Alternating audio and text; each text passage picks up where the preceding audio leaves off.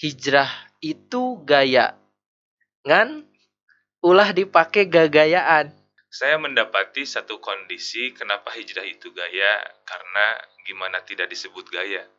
Ketika seseorang beralih kepada sesuatu yang jauh lebih baik, bukankah itu sesuatu yang akan membanggakan dirinya, keluarganya, bahkan orang-orang sekitarnya? Fenomena sekarang di kalangan anak muda, hijrah itu dijadikan alat eksistensi gitu ya. Iya. Yang dimana dia ingin gitu mencari pendamping hidup gitu ya, bukan karena lillah ingin memperbaiki diri karena Allah gitu kan. Saat dia sudah mendapatkan apa yang dia inginkan sampai akhirnya ada akad pertikahan, hijrah itu malah sebatas sampai sana gitu.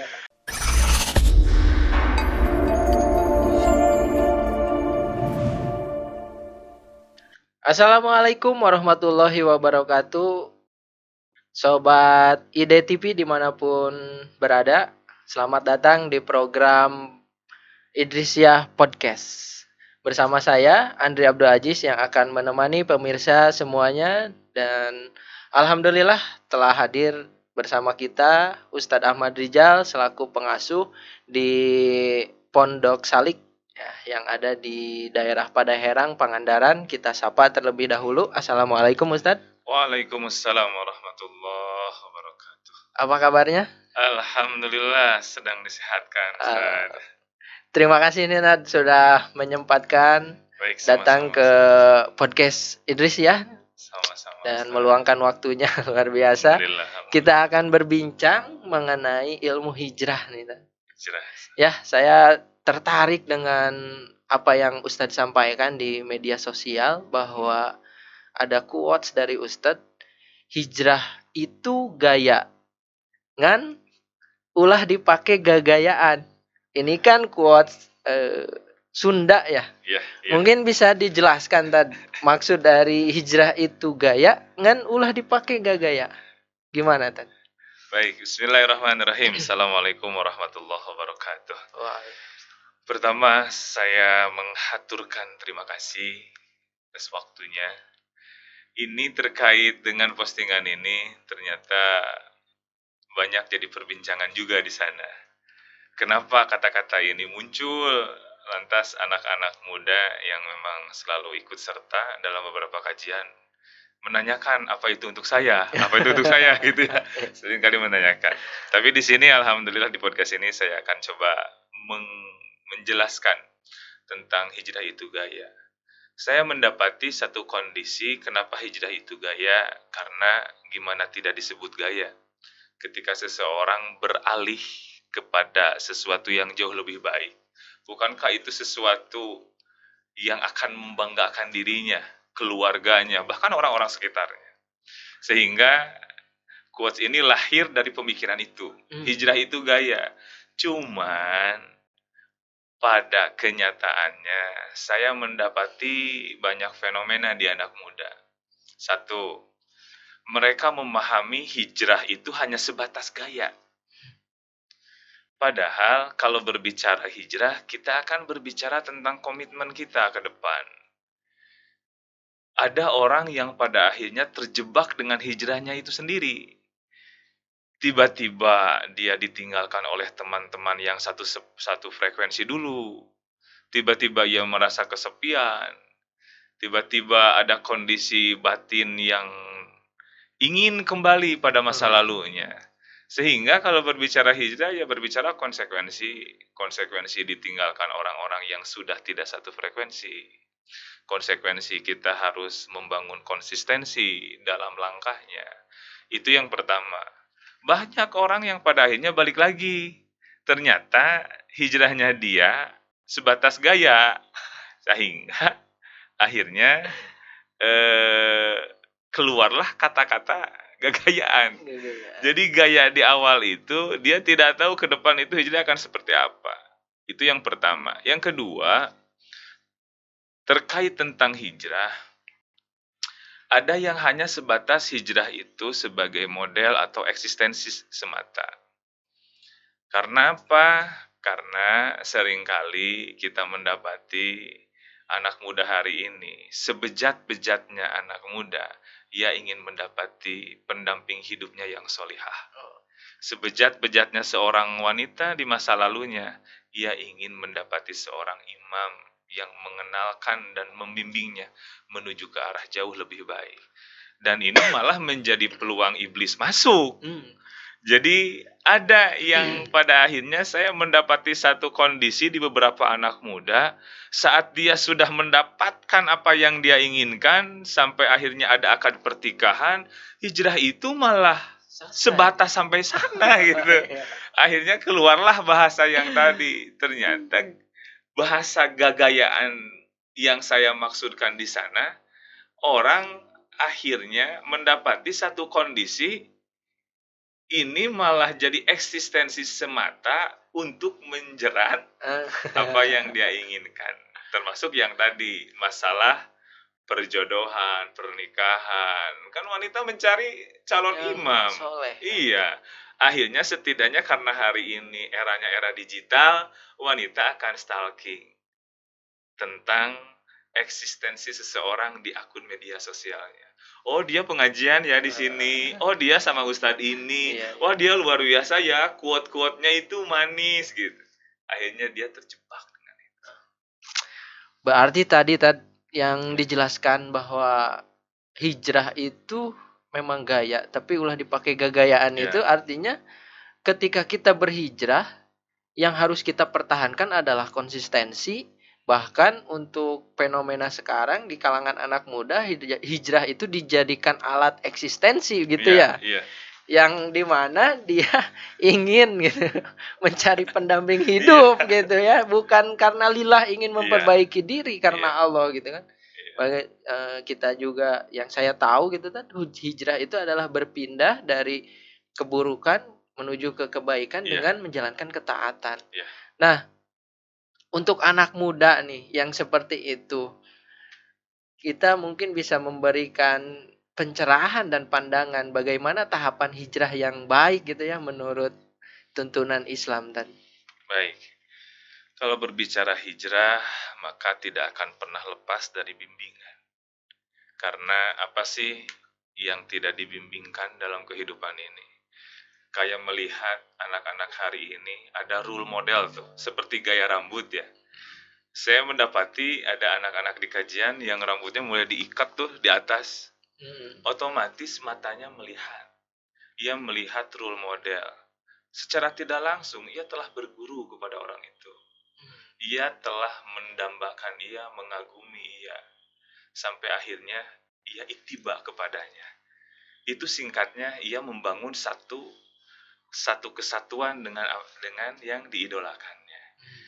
Untuk hal seperti ini saja seseorang hadir dalam kondisi bimbingan, apalagi untuk perjalanan hijrah. Andai hijrah tanpa ada bimbingan, tentu akan dirasa sulit. Bagaimana nafsu ini bergejolak, sementara karakter nafsu itu tidak mau diatur. Di satu sisi Islam telah mengatur, di sisi lain ia pun ingin mati enak, tapi nafsu juga malah berontak. Ini kan pada akhirnya berkecamuk di dalam diri. Maka setiap kali ada kajian, saya punya kajian. Ada 3 kajian, malam Sabtu, malam Selasa, sama yang bulanan. Itu mayoritas anak muda. Kalau malam Sabtu itu murni anak muda, muda-mudi. Saya sering sampaikan di sana bahwa hijrah itu perjalanan kalau di dalam aplikasi ada upload dan ada download. Saya sering menanyakan, sulit mana? Sulit upload atau download? Tentu sulit upload, karena dari bawah ke atas. Kalau download lebih mudah dan lebih cepat, karena dari atas ke bawah. Kayak cintanya orang tua ke anak, itu prosesnya download, dari atas ke bawah. Sebejat-bejatnya anak, tetap aja dia sayang ke anaknya. Tapi anak ke orang tua, itu perjalanan upload. Dia harus riadoh, harus melatih, membangun cinta kepada orang tuanya yang sudah jelas padahal orang tua itu dipastikan menyayangi dirinya. Begitupun perjalanan kita ke Allah melalui proses hijrah. Fahami bersama bahwa hijrah itu ada konsekuensi, karena ini perjalanan dari bawah ke atas. Iya. akan sangat sulit dirasakan apabila kita berjalan sendirian. Maka Gitu perlu ya. adanya pembimbing. Perlu diri ini mendapati satu lingkungan yang kondusif dalam langkahnya. Kalau sendiri, saya rasa tidak mungkin untuk hari ini. Itu Tan. Iya, baik Ustaz. Ya, jadi proses kalau diibaratkan gitu ya, proses hijrah itu seperti aplikasi, ada upload Iya, dan upload. juga download gitu Download. ya. Yang paling sulit itu upload gitu ya, karena hubungan kita Dari dari bawah. bawah ke atas gitu. Dan saya menarik nih apa yang disampaikan Ustadz bahwa proses hijrah itu di kalangan anak muda mungkin ini yang saya lihat dan bukan yang ini, yang satu lagi, yang nah Oh ini ini. dia. Saya sering mengikuti Ustadz nih di Iya. media sosial. Ya banyak postingan-postingan yang Iya. ya anak-anak muda gitu ya kita Iya. sebut. Ini berproses hijrah dibimbing oleh Ustadz. Tadi Ustadz sampaikan bahwa hijrah itu nggak bisa sendirian gitu ya. Iya. Harus lingkungannya kondusif Iya. gitu, harus ada yang membimbing. Nah, dan saya tidak menyangka ini gitu ya akan jadi seperti ini. Iya. Luar biasa. Boleh cerita sedikit tentang perjalanan siapa ini, Iya, iya. dari mana asalnya dan bagaimana perjalanan hijrahnya? Baik. Beliau ini namanya Adin Ramadan. Dia masih tetangga dengan saya. Tetangga. Masih berjarak beberapa ratus meter dari pesantren. Dulu berawal dari teman-temannya yang menghilang setiap malam Sabtu. Mereka karena teman-temannya sudah dulu ikut kajian rutin setiap malam Sabtu. Sampai akhirnya ia pun memaksakan dirinya hanya untuk sebatas mengikuti teman-temannya saja. Dan proses ini pun proses yang cukup panjang juga. Itu sebelum pandemi, Tan. Yeah. Nah, di masa pandemi, kajian itu tetap diperjalankan dalam setiap minggunya, dalam setiap pekannya. Dia menghilang nih, orang ini menghilang. Dan karena dia, alhamdulillah saya mendapati satu pola. Untuk sampai kepada mereka, apabila saya langsung terjun langsung kepada mereka itu sulit. Yeah. Karena mereka merasa ada sekat yang jauh. Jadi di anggapan mereka, image-nya seorang ustadz itu wah gitu. Wah, ya. Jadi Saya pendosa ya, gitu ya. gitu kan. Akhirnya oh iya, mesti ada wasilah ini. Orang-orang yang di sekitarnya. Akhirnya ada temannya yang itu rutin setiap minggu datang. Setiap minggu datang. Saya dekati sampai akhirnya dialah yang menjadi kepanjang tanganan saya kepada pemuda. Setiap apa yang saya sampaikan, kekhawatiran saya, dia yang menyampaikan. Salah satunya ke dia. Gitu. Kekhawatiran itu disampaikan melalui lisannya temennya. Gitu. Karena saya langsung bubar semua. Nah, saya datang langsung, wah, ayah Rijal, langsung hilang. Jadi mereka nggak mau. Sampai akhirnya terbangun komunikasi. Ada yang menanyakan tentang persoalan agama, disampaikan ke temannya ke saya gitu. Jadi itu dibangun dan sampai hari ini alhamdulillah terbangun dengan baik. Iya. Eksistensi ini foto ini yang di bawah itu baru 3 minggu yang lalu. 3 minggu yang lalu. Di kajian 83. Saya nggak kenal loh tadi ini. Iya. Pangling kalau kata orang Sunda. Iya. Gak kenal banget ya. Luar biasa. Jadi ini yang dimaksud dengan lingkungan, ada yang membimbing itu seperti itu ya. Iya. Saya sering mengikuti seminar motivasi dulu zaman waktu kuliah di Bandung. Ada seorang motivator mengatakan bahwa lingkunganmu itu berbobot 75%. Dan 15% adalah dari bakatmu, 5% sebatas dari keinginan. Artinya mendominasi lingkungan itu. Maka teringat guru kita seringkali menyatakan kun ma'allah wa ilam takun ma'allah kun ma'aman kana ma'allah. Pastikan dirimu beserta dengan Allah. Andai tidak mampu di posisi yang itu, pastikan dirimu dengan orang itu beserta dengan Allah. Jadi kita proses hijrahnya harus benar lillah gitu ya. Iya, Terus juga lingkungannya harus mendukung, pembimbingnya harus ada. Nah, ini Iya. mungkin yang pemuda-pemuda hijrah yang harus cari, yang membimbingnya harus benar. Nah, Iya. ini juga yang menjadi fenomena saat ini di kalangan pemuda-pemuda hijrah gitu ya. Iya. Bahwa hijrah itu mempunyai dampak yang positif dan Iya. dampak yang negatif. Iya. Dampak positifnya tentu kita tahu bahwa komunitas-komunitas hijrah gitu berkontribusi di masyarakat ya, ada galang dana, bantuan dan lain sebagainya. Dan ini pasti di sana ada peran gitu ya, atau doktrin kalau kita sebut bahasa. Iya. Mohon maaf ya bahasa sayanya itu ada Iya. doktrin gitu ya. Iya, Dan baik. yang kedua ada dampak negatifnya, bahwa pemuda hijrah itu orang yang kosong gitu ya, orang yang mencari kebenaran. Tadi ada Ustadz, bagaikan orang yang berada di padang pasir kehausan gitu. Gampang sekali untuk di didoktrin tadi atau pengaruhi gitu ya.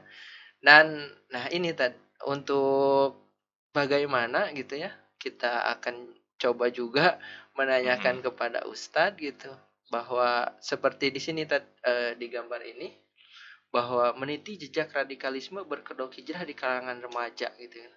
Iya. Ya, gimana pendapat dan pandangan Ustadz? Baik, tadi di awal saya memberikan satu ibarat tentang seseorang yang dalam kehausan yang luar biasa. Kita saja kalau mendapati kondisi yang haus, dahaga, teramat sangat, maka yang terjadi adalah kepanikan di pikiran. Apapun yang ada di depan mata, itu bisa menjadi jawaban, maka akan disikat, akan diambil. Termasuk fenomena hari ini tentang radikalisme seringkali menyusup nih ke anak muda. Karena mereka tahu anak muda itu punya labilitasnya tinggi. Hari ini A, jangankan nunggu besok. Beberapa menit kemudian udah B, gitu ya. Sehingga labilitas ini yang dimanfaatkan. Mereka masuk, bahkan beberapa informasi yang masuk ke perguruan tinggi, ke lingkungan-lingkungan kampus, akan sampai masuk ke anak-anak yang di usia baru menginjak remaja, sekitar 15 tahunan. Nah, fenomena yang terjadi tentang radikalisme, saya seringkali berbicara ke anak muda itu yang pertama. Saat di kajian, saya sering bilang gini, andai hari ini dirimu belum merasakan tepat mendapati seseorang yang mendampingi dalam hijrah, maka mintalah sama Allah. Minta dipertemukan dengan guru pembimbing. Kenapa saya menyatakan gitu? Karena dengan anak muda itu memang mudah susah dan susah mudah gitu ya, susah gampang.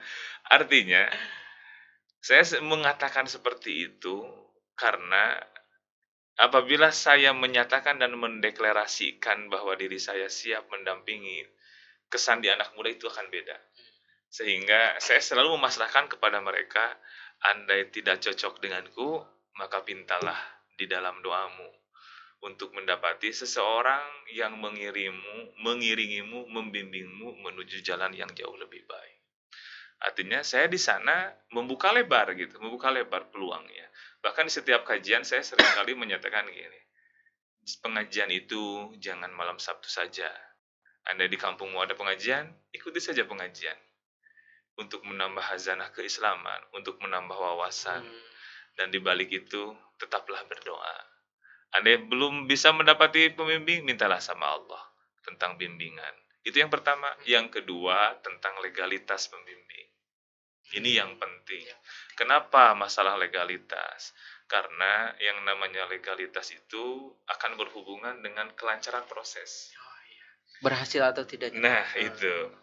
Seperti kita ketahui tentang produk yang punya legal standing dengan produk yang ilegal. Yang ilegal, ia akan sembunyi-sembunyi bertransaksi, bersembunyi-sembunyi melobi. Tapi ketika punya legalitas yang jelas, kita bisa muncul ke permukaan.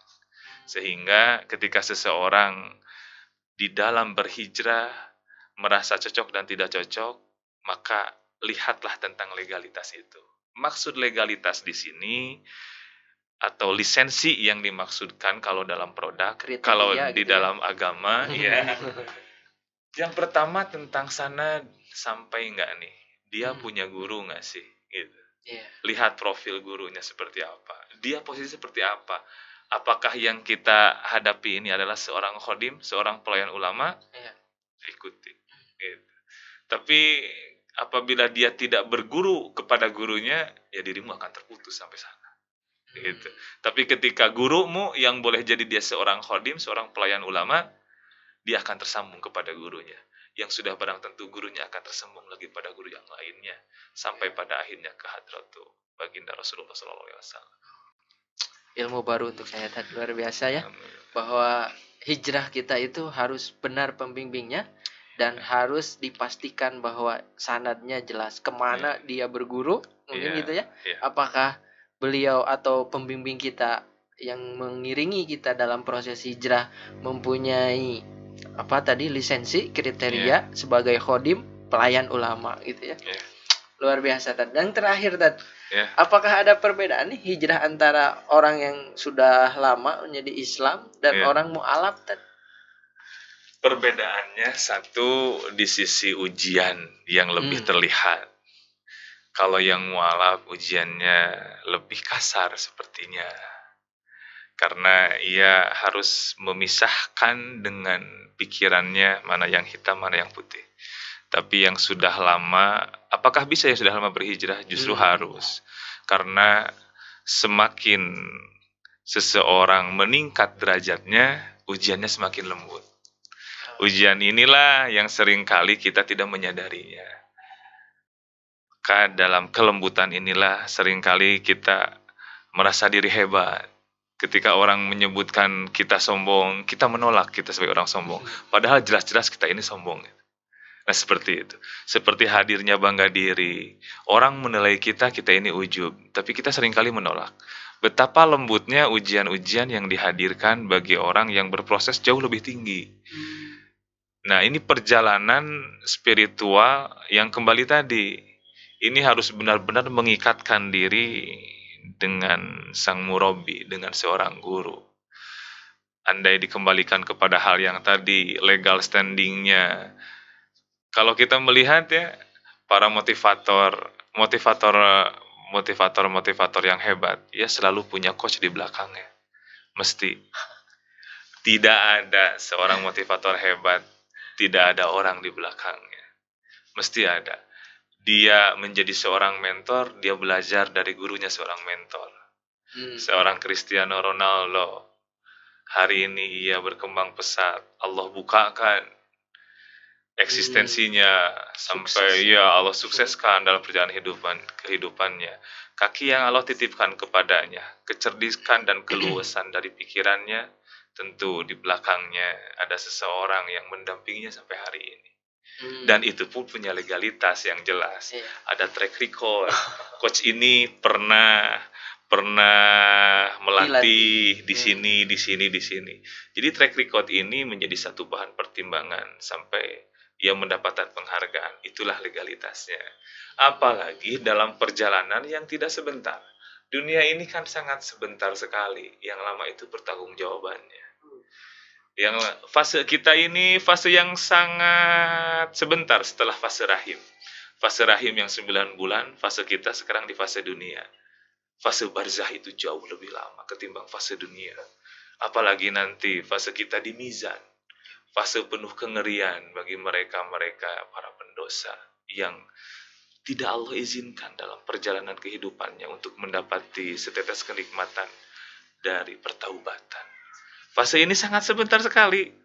Kita ini masih mendapati fase-fase yang lain yang masih panjang gitu. Hidup ini masih panjang. Nah seperti itu mungkin Ustaz. Ya, jadi jangan pernah merasa puas ketika kita sedang berhijrah. Selalu tanamkan bahwa diri kita adalah orang yang menuju kebaikan. Ya, diri kita adalah pendosa dan ingin selalu bertobat kepada Allah Subhanahu Wa Taala. Nah ini yang jadi yang jadi apa ya kalau saya sebut jadi masalah gitu kan. Muda gitu kan, mudi gitu.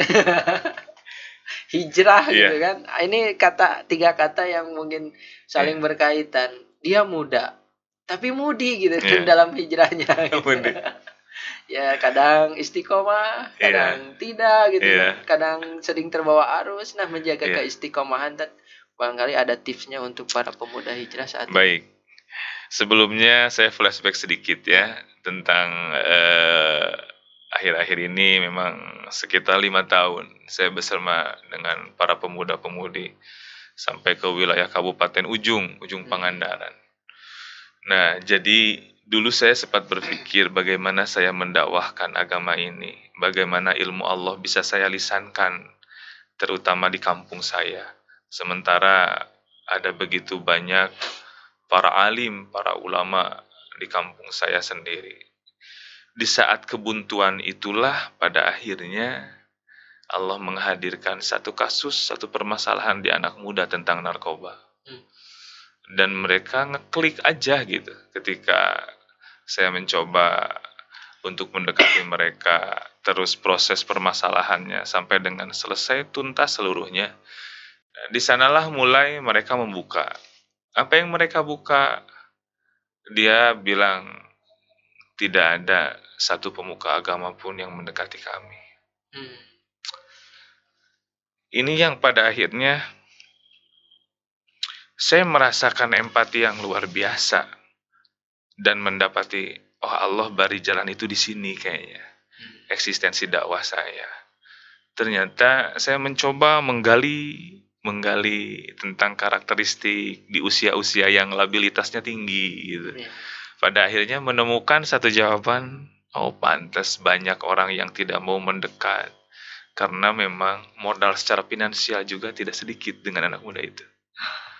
Waktu yang harus diluangkan pun memang tidak sedikit. Waktunya memang harus benar-benar luang. Finansial kitanya juga merogoh koceknya luar biasa. Itu harus ada diskusi dulu dengan orang rumah gitu. Tentang keuangan gitu. Ya.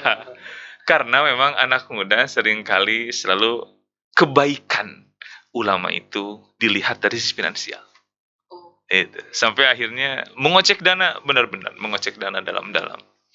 Nasi mereka makan. Itu jadi penghargaan, jadi value added buat mereka.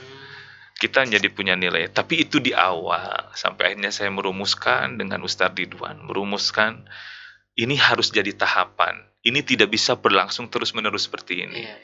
Harus ada tahapan berikutnya. Nah, sampailah tiba pada satu kondisi di mana hadirlah wilayah rasa empati, berangkat empati yang tinggi. Di setiap kajian kami selalu diadakan muhasabah. Jadi kajiannya itu tidak dibuat lama. Kita membuat durasi 45 menit itu sepaket kajiannya dulu, kedua muhasabah, ketiga doa. Jadi kajian tidak lama. Akhirnya sebelum mereka merasa jenuh, udah selesai gitu. Jadi jangan sampai begitu dia stuck merasa ngebosenin gitu. Jadi belum sampai di sana udah kelar gitu. Nah, udah beres. Jadi alhamdulillah. Itu pun memang alhamdulillah. Terus dirumuskan. Jadi pengajian itu durasinya 20 menit. Sisanya kita muhasabah. Nah, karena anak muda banyak yang menggandrungi pada sisi musik, saya pun sering kali menghadirkan muhasabah itu dengan instrumental. Karena lebih dapat gitu tadi, lebih dapat ke mereka. Ngefeel anak ngefeel banget karena ada gitaris gitu ya di sana, ada vokalis. Jadi ketika instrumen masuk langsung, ini kesaksian. Begitu instrumen didengarkan, langsung ngeklik ke hatinya, penuh kesahduan. Ia pun dalam kondisi kenikmatan. Nah, disitulah pada akhirnya begitu selesai ada yang mendekat, ingin terus dalam tarbiyah, dalam bimbingan. Ada yang ngejos nih sampai 4 bulan, 5 bulan, di bulan ke-6 dia menghilang. Tapi saya pahami itu. Begitulah labilitas yang terjadi gitu di anak muda. Dan saya sering berdoa ketika mereka mulai tidak hadir di majelis. Selalu berdoa ingin mereka bersama kembali. Ingin mereka bisa seperti sebulan yang lalu. Tapi alhamdulillah seringkali 3 bulan, 4 bulan balik lagi. Tiba-tiba Arijal, saya seorang pendosa yang telah meninggalkanmu, gitu. Jadi datang lagi. Saya terima aja karena memang saya itu menghadapi muda-mudi. Jadi kalau saya baperan, bagaimana yang saya bawa gitu. Gitu. Jadi memang sudah wataknya itu ya, Iya. anak muda itu Iya, sunatullahnya gitu, ya. sering mudi, tapi bagaimana kita memformulasikan proses kita dalam mengiringi hijrah mereka itu benar gitu kan. Kalau tadi kata Ustadz, jangan sampai hijrah itu jadi sesuatu yang menjenuhkan gitu ya. Tapi harus ada strategi gitu untuk anak muda gitu kan. Nah, ini juga menjadi ilmu nih buat peran strategis para pendakwah gitu ya, untuk menghadapi orang-orang yang dalam tanda kutip ya sering banyak apa ya kalau disebutnya ya, bahasa kasar saya disebut sampah gitu ya, sama sampah masyarakat, tapi kan enggak gitu juga gitu kan. Itu kepedulian kita. Di situ ranah dakwah kita gitu. Ya gitu. Tad, baik, untuk terakhir Tad, closing dari pembicaraan kita tentang ilmu hijrah ini supaya sampai kepada pemirsa, baik itu kalangan anak muda gitu ya tadi, bahkan kalangan yang sudah masa-masa kalau kita sebut masa-masa akhir tapi mau berhijrah juga. Jangan takut gitu, jangan khawatir bahwa hijrah itu tidak ada kata terlambat gitu. Baik.